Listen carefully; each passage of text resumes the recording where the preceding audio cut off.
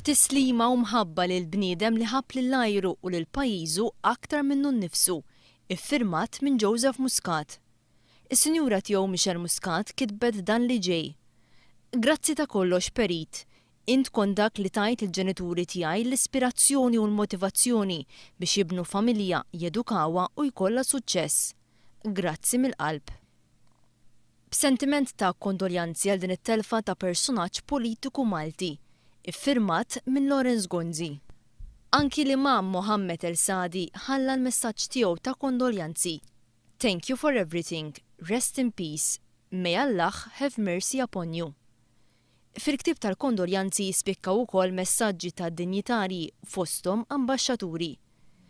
Fil-messaġġ tiegħu l-ambaxxatur Ċiniż għal Malta ifakkar fil-mod li bih il-Perit Mintoff irnexxielu jaraf minn qabel l-importanza li Malta jkollha ħbiberija u relazzjoni soda ma' pajjiż bħal hu ċ-Ċina. L-ambaxxatur Ċiniż jgħid li ġej fuq il-Perit Mintoff. As Prime Minister, he was one of the key founders of China-Malta diplomatic relations. He made important contributions to the friendship and cooperation between our two countries and two people.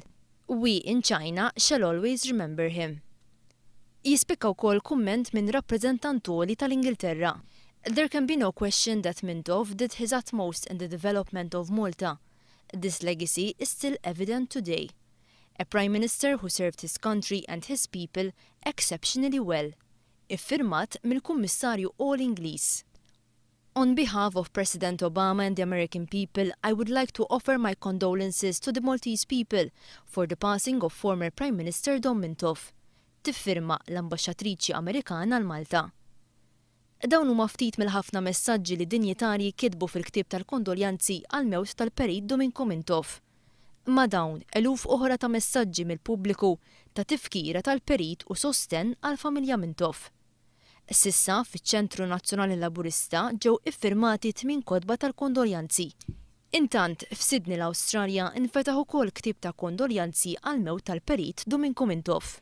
Bekk intemmu hekk ġimgħa li ċertament se tidħol parti mill-istorja tal-pajjiż, ġimgħa li rat il-bidu tagħha bl-aħbar tal-mewt tal-Perit Duminku Mintoff.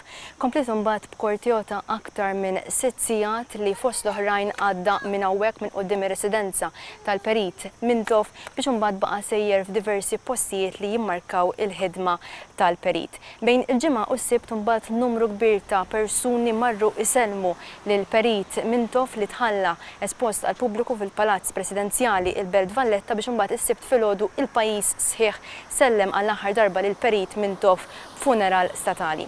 Il-memorja ta' dan il-ġgant fil-politika Maltija żgur li mhux se tintesa'. Minn quddiem ir-residenza tal-Perit Mintoff insellmulkom għall-aħħar darba fit-tmiem ġimgħa ta' xandiriet kontinwi li matulhom dan l-istazzjon wassal l-aħħar tislima tal-poplu Malti u Awċi lil Perit Duminku Mintoff. Wendy Borġ għal One News minn Ħaltarxin.